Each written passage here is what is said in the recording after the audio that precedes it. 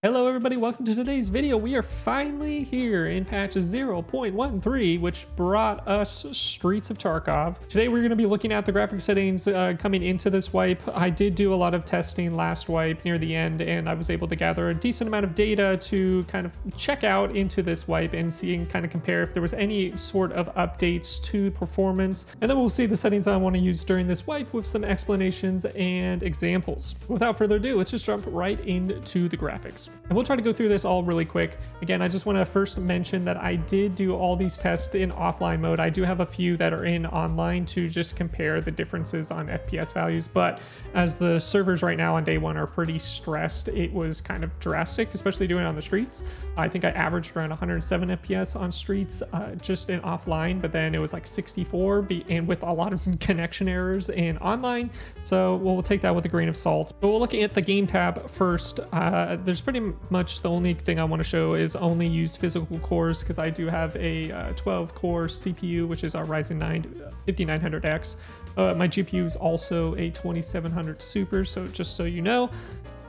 FOV is 64, head bobbing of course 0.2, and that's pretty much it for that. Going into graphics, I do play at 1440p, so again with those settings at 1440p it usually runs pretty decent. So starting with screen mode, I run in borderless because you do actually gain an 8 FPS increase on all maps, which is kind of crazy using borderless, and you also get an alt tab pretty easy. So I'd recommend trying borderless first. And here are all the graphic settings. I'll scroll through this really quick. Some of these might be a little subjective, maybe like the sharpness or something.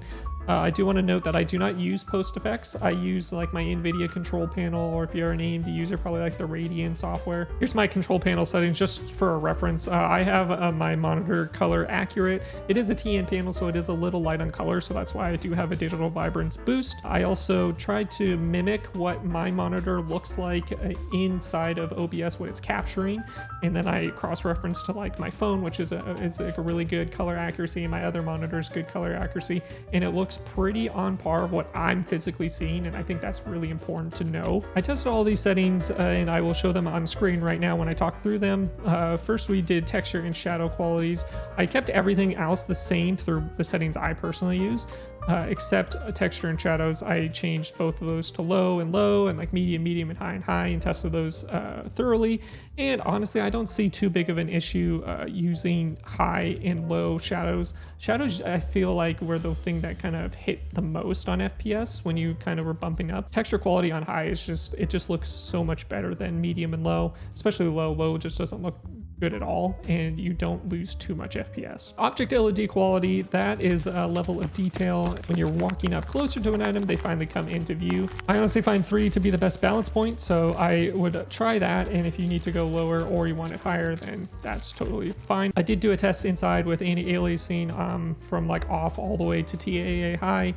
There is an FPS hit, but again, TAA just looks so good, makes everything nice and smooth. It's a little slightly blurry, so if we move into the anisotropic filtering tests, I found per texture to kind of balance out the smoothness and blurriness to add a little bit of extra sharpening, and I think that looks pretty good. Ambient occlusion is up next, and again, I don't personally use this because it's way too much of an FPS decrease if you're trying to turn this thing on, and it just adds a little more shadowiness that I don't really care for. SSR, which is screen space reflections, I keep off as well, because again, things do look a little nicer with it on, but you kind of have to have it on high or ultra to make things look really good.